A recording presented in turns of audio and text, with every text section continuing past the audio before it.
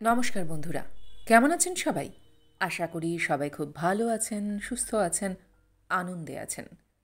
আপনাদের সবাইকে আমার চ্যানেলে স্বাগত জানাই। আজ আমি আপনাদের পড়ে শোনাব তন্নি হালদারের লেখা গল্প জ্যোৎস্না প্রেম।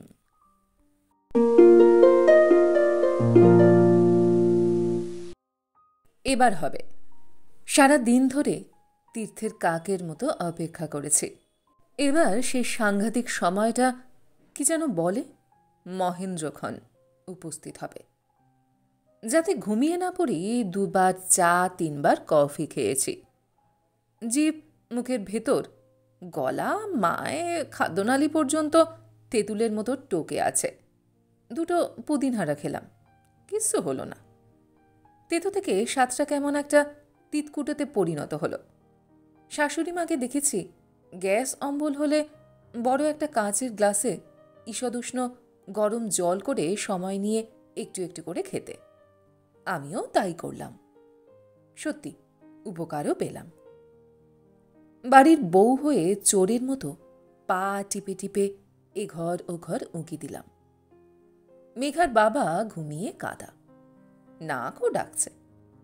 শাশুড়ির ঘরে উঁকি দিতে উনি কি একটা গঙিয়ে বলে পাশ ফিরে শুলেন। মনে হয় বাতের ব্যথা। আমি দরজার গায়ে পোস্টারের মতো সেঁটে দাঁড়িয়ে থাকি। দেখতে পেলে তারপিন তেল আর কেরোসিন মিশিয়ে এক্ষুনি মালিশ করে দিতে বলবে। খুব আফসোস হয়। ইস, হাতের কাছে যদি একটু ক্লোরোফর্ম থাকতো, সামান্য স্প্রে করে দিতাম। শাশুড়ি মার তাহলে সকাল 8টার আগে ঘুম ভাঙবার সম্ভাবনাই থাকত না। ডাইনিং হলে এসে প্রাণায়ামের মতো করে দুবার জোরে জোরে শ্বাস প্রশ্বাস নিই। এ ব্যাপারটা করলে দেখেছি মাথাটা বেশ খোলতাই হয়। এ যাত্রায় হলো না, বরং জিক্স পাজলের মতো সব কিছু কেমন গুলিয়ে যায়। এরপর মেঘার ঘরে যাই। সেও ঘুমিয়ে অচেতন। মেয়েটার ছোট থেকেই শোয়া খুব খারাপ। ছেলেবেলায় এই নিয়ে খুব বকুনিও খেত। মান্ধাতার আমলের পেটাই ঘড়িতে ঢং ঢং করে ঘণ্টা বাজতে শুরু করলে চমকে উঠে ঘড়ির দিকে তাকাই। কি কাণ্ড! 12টা বেজে গেল। এখনই তো হবে সেই অমোঘ মহেন্দ্রক্ষণ উপস্থিত হবে। 15 না 18 কত বছর পর যেন চাঁদ আর পৃথিবীর অনেক দূরত্ব কমে যাবে। কতটা কাছাকাছি আসবে, যতটা কাছাকাছি আসলে ফিসফিস করে কথা বললে শোনা যায়। আর ধ্যাত্তেরি, কী সব আগডুম বাগডুম ভাবছি বলে নিজেই নিজেকে ধমক লাগাই। আর সময় নেওয়া যাবে না। চাঁদ এখন আকাশের বুকে পূর্ণ যৌবনবতী শশীকলা। তার রং, রূপ, রস উপর করে দিচ্ছে পৃথিবীর বুকে।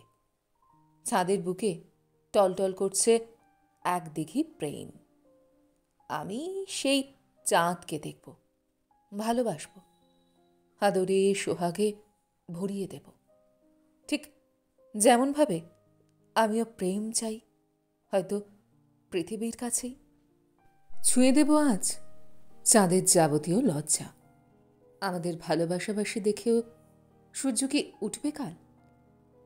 আমি বিড়ালের মতো সাবধানে গুটি গুটি পায়ে দোতলার সিঁড়ি ভাঙতে লাগলাম।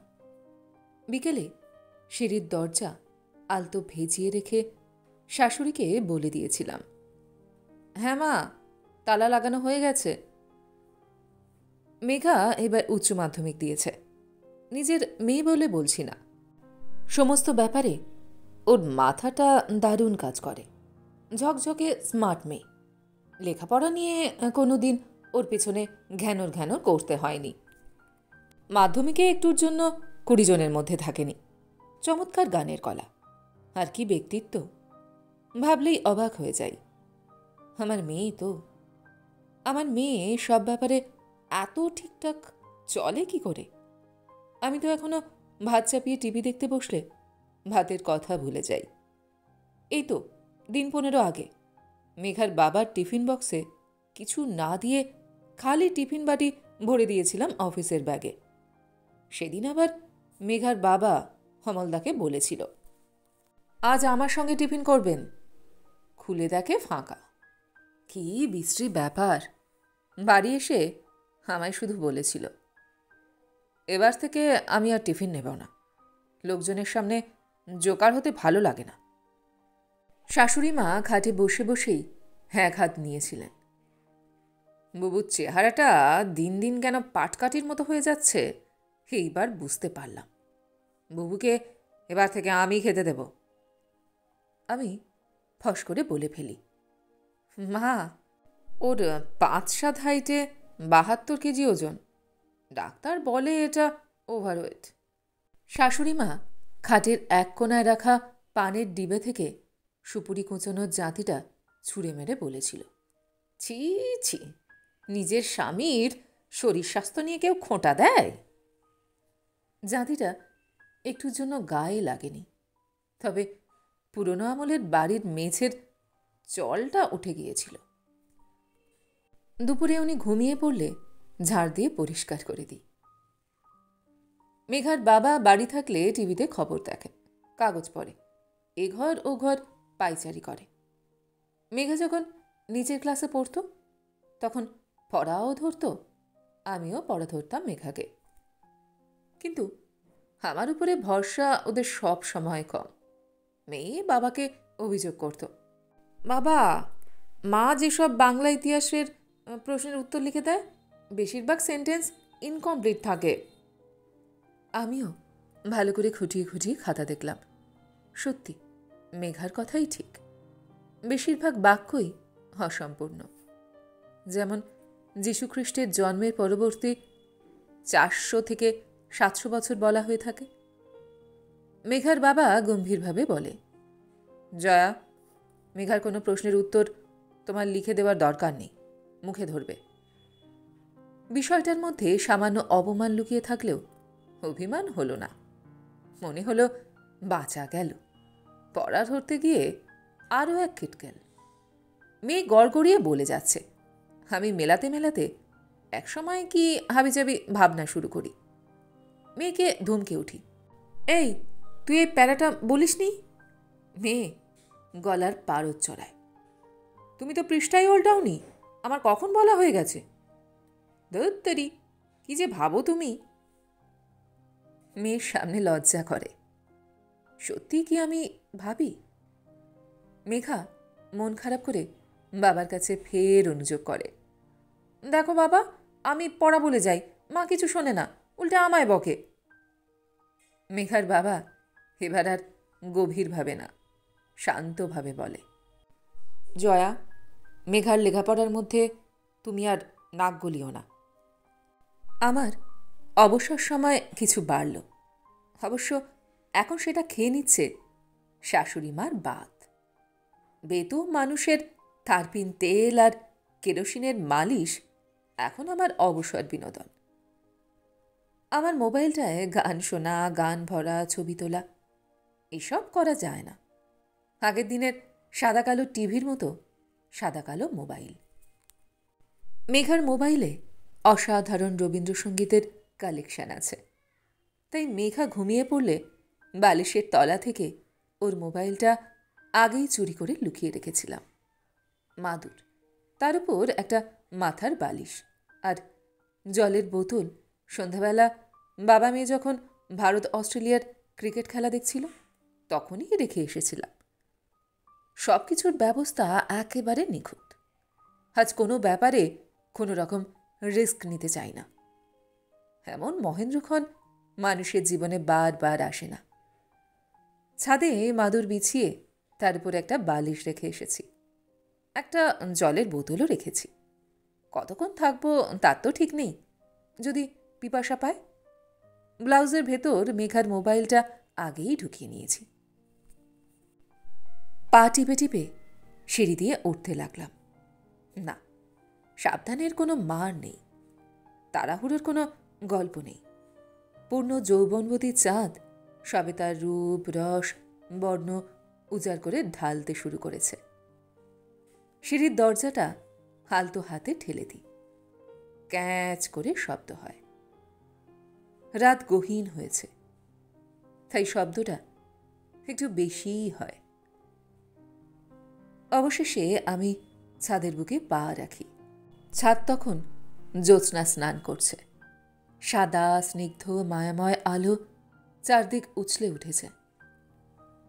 আমাদের উঠোনের কাঁঠাল গাছের পাতাগুলো মনে হচ্ছে ভেলভেটে মোড়া। নারকেল গাছের কাঁদিতে কটা নারকেল আছে তাও গোনা যাচ্ছে। মোবাইলটা মাদুরের এক পাশে রেখে দিয়ে 2 হাত টান টান করে চাঁদের দিকে মুখ উঁচু করে দাঁড়াই, যেন আমি পাখি। আমার 2 হাত এখনই দুটো ডানা হয়ে উড়ে যাবে চাঁদের কাছে। আমি জ্যোৎস্নার জলে ভিজে যাচ্ছি। জল জ্যোৎস্না আমায় পাগল করে তুলেছে, মাতাল করে দিচ্ছে। আকণ্ঠ জ্যোৎস্নার নেশায় আমার মন প্রাণ ভরে উঠেছে।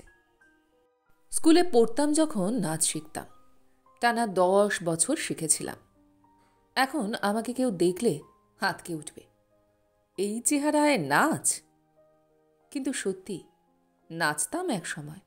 এখনো চেষ্টা করলে ঝাঁপতালে 3 গুণ পর্যন্ত হাতের তালি দিয়ে বলে দিতে পারব।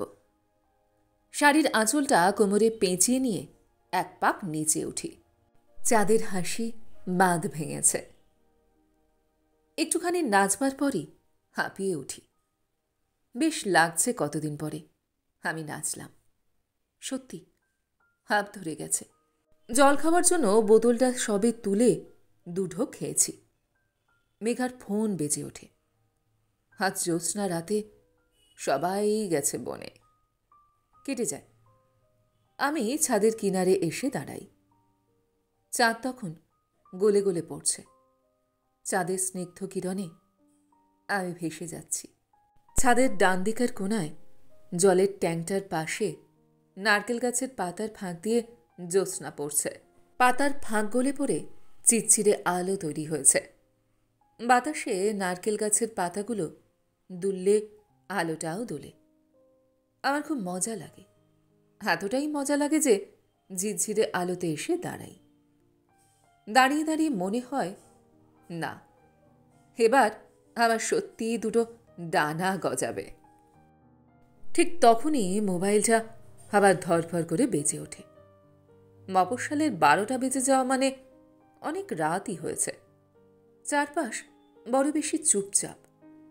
তাই মোবাইলের আজ জ্যোৎস্না রাতে সবাই গেছে বনে খুব বেশি জোরে শোনায়। আমি ছুটে এসে তুলে নিই মোবাইলটা। স্ক্রিনের আলোয় দেখলাম 12:40 আর সজল কলিং। এত রাতে কে সজল? দোষ মেঘার কোনো বন্ধু হবে। ওর সব বন্ধুকে আমি চিনি নাকি? কিন্তু এখন মেঘার সঙ্গে ওর কি দরকার? ফোনটা কেটে যায়। আমি মোবাইলটা কোলের উপর ফেলে বাবু হয়ে বসি। হঠাৎ মনে হয়, ইস, যদি একটা বেলফুলের মালা থাকতো তাহলে লাগাতাম। জল তেষ্টা পেয়েছে। বোতলের দিকে সবে হাত বাড়িয়েছি। আবার জ্যোৎস্না রাতে সবাই গেছে বনে। না, এ জ্বালালে দেখছি। বাধ্য হয়ে ফোনটা কানে ধরি। ওপাশ থেকে ফিসফিস করে তরুণ কণ্ঠ ভেসে আসে। মেঘা, আমি ভাবতে পারিনি, তুই বিশ্বাস কর, আমি জাস্ট ভাবতে পারিনি যে তুই আমার কথা রাখতে জ্যোৎস্না দেখতে ছাদে উঠবি। আমার নিঃশ্বাস বন্ধ হয়ে আসে। কিছু বলার জন্য আকপাক করি, কিন্তু বোবাই ধরে আমায়। আমার ভিতর জলেই গো গো করতে থাকে কিছু বলতে চাওয়া কথার শব্দগুলো। সজল নামে আমার মেয়ের বন্ধুটি ফোনের ভেতর চকাশ করে একটা শব্দ করে। ফোনে এমন শব্দ আমি প্রথমবার শুনলেও বুঝতে পারি ওটা চুমু খাওয়ার শব্দ। আমার কান স্পর্শ করতে থাকে। ও মেঘা, আমি জাস্ট ক্যান নট ইমাজিন যে তুই ছাদে এসেছিস। একটাই চাঁদের নিচে জ্যোৎস্না, আমরা আলোয় ভিজছি। তুই যখন সেদিন বললি ওইসব রাতের বেলা ছাদে উঠে জ্যোৎস্না ফোৎস্না দেখার ভুতুরে আইডিয়ার মধ্যে আমি নেই, আমার খুব মন খারাপ করেছিল।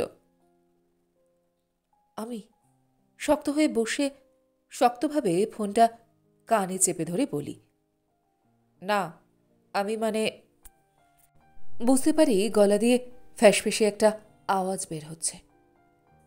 সজল, আমি কোনো মানে টানে আমি শুনব না। আমার মেঘা, শোনা মেঘা। আবার সেই ফিসফিসে স্বর। কি পড়ে আছিস তুই? আমার অস্তিত্বে ঝাঁকুনি দিয়ে ওঠে, কেমন যেন সেচিত করতে শুরু করে। সজল বলেই চলে, তোদের বাড়ি শেষ যেদিন গিয়েছিলাম, যে লাল সাদা ফুসফুস স্লিভলেস নাইটিটা পরেছিলিস, সেটাই তো। ছেলেটার গলায় হাবদারের সুর অনুরণন তোলে। আমি কিন্তু ওই নাইটিটাই তোকে পরতে অনুরোধ করেছিলাম। আমি নিজেকে ধমকাতে থাকি, জয়া কথা বলো, ওই ছেলেকে ধমক দিয়ে কিছু বলো। যতটা পারা যায় গলার ভিতর গাম্ভীর্য এনে বলি, শোনো, আমি তোমার ওই ছেলে আমার কথা শেষ হবার আগেই ঝাঁঝিয়ে পড়ে। মেঘা, তুই আমাকে তুমি বললি? উফ, কত দিন কত অনুরোধ করেছি একটু তুমি করে বলবার জন্য।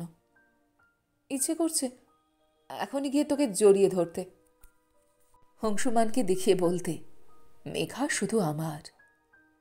আমি তোকে খুব ভালোবাসি রে মেঘা, খুব।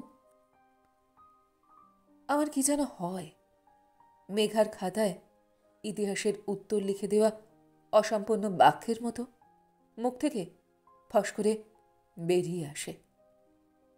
আমারও খুব ইচ্ছে করে। সজল যেন অভয় বাণী দেয়। কি বল, কি ইচ্ছে করে? গলার কাজটা কেমন শক্ত হয়ে আসছে, কথা আটকে আসছে। তবু বলি, ভালোবাসতে। এই চাঁদ, তার সাদা মকমলে সাদা রেশমের মতো জ্যোৎস্না, আর আমায়। চুপ করে থাকি। আমি কি কাঁদছি? দু চোখ দিয়ে টপ টপ করে জল গড়িয়ে পড়ছে। সজল তাড়া দেয়, আর আমায়? আমার কান্নার শব্দ শুনতে পায় সজল। বিস্ময়ে বলে ওঠে, মেঘা, তুই কাঁদছিস? তোকে আর কিছু বলতে হবে না। সত্যি, তুই যদি আজ চাঁদ পৃথিবীর কাছে এলে কতটা জ্যোৎস্না প্রেম হয় দেখতে না আসতিস, আমি তোকে চিনতেই পারতাম না। একই মেঘার মধ্যে এত রকমের মেঘ লুকোচুরি খেলে জানতেই পারতাম না। বলে যায় ওই ছেলে পাগল খুলে পাগলের মতো, তার ভেতরের সব ভালোবাসাটুকু উজাড় করে যায় মোবাইলের স্পিকারে। একসময় সতর্ক ভঙ্গিমায় সজল বলে ওঠে, সেদিন শুনলি না, পরপর দুটো আইসক্রিম খেয়ে গলার দফারফা করে ফেলেছিস, আজ আবার এতক্ষণ খোলা ছাদে। তুই নিচে যা মেঘা, কাকিমা কাকু জেগে গেলে বিশ্রী ব্যাপার হবে। আমি সিঁড়ি দিয়ে মাদুর, জলের বোতল, বালিশ সব নিয়ে নিচে নামতে নামতে শুনি পাখি ডাকছে। কতদিন পরে ভোরের পাখি ডাকা শুনলাম। এ ঘর ও ঘর উঁকি দিলাম, না, সবাই নিশ্চিন্তে ঘুমোচ্ছে। মোবাইলটার রিসিভ কল লিস্ট সযত্নে ডিলিট করে মেঘার বালিশের নিচে রেখে আসি। মেয়েটা ঘুমোলে এখনো শিশুর মতো লাগে। ঝুঁকে পড়ে ওর মুখের দিকে তাকিয়ে থাকি, ঠিক ছোটবেলায় যেমন থাকতো। শাশুড়ি তখন বাতের সমস্যা শুরু হয়নি। উনি দেখলেই ঝাঁকিয়ে উঠতেন, হোমা, চি চি, কি সৃষ্টি ছাড়া কাণ্ড, ঘুমন্ত সন্তানের মুখের দিকে মায়েরা কেউ ওভাবে তাকিয়ে থাকে, দৃষ্টি লেগে যায় না? যে মেয়ে দেখতে আসতো বলতো একেবারে মায়ের মুখটা বসানো। খুব অহংকার হতো আমার মনে মনে, আনন্দ পেতাম। কত বছর পর ভুলে যাওয়া সেই অহংকার আর আনন্দ নিয়ে নিশ্চুপ তাকিয়ে থাকি আমার একটা টুকরো আমির দিকে। সকালে আমরা চা খাই একসঙ্গে। আজ খুব ভোরে স্নান সেরে নিয়েছি। মেঘা জিজ্ঞাসা করে, এত সকালে তুমি স্নান করেছ? ওদের চায়ের কাপগুলো এগিয়ে দিতে দিতে বলি, একটু কালীবাড়ি পুজো দিতে যাব। মেঘার বাবা বলে, হঠাৎ? আমি হাসি, হঠাৎ কেন হবে? কাল চাঁদ পৃথিবীর খুব কাছাকাছি এসেছিল। পৃথিবীর বুকে একটা মাহেন্দ্রক্ষণ তৈরি হয়েছিল, তাই। শাশুড়ি মা খুব খুশি হয়। প্রসাদে গুজিয়া কিনো বৌমা। মেঘার বাবা ঠোঁট উল্টায়, পারো তুমি। মেঘা মাই গড বলে হাতকে ওঠে। কালকে সেদিনটা ছিল বলে দৌড়ে গিয়ে ঘর থেকে মোবাইলটা নিয়ে আসে। অবাক হয়ে জোরে জোরে বলে, দেখছো বাবা, মোবাইল সেটটা একদম ভালো না। বড় বড় কোম্পানিগুলো আজকাল শুধু নামে কাটে। কাল সন্ধেবেলা চার্জ দিলাম আর তা এখন বেমালুম লোপাট হয়ে গিয়ে সুইচ অফ।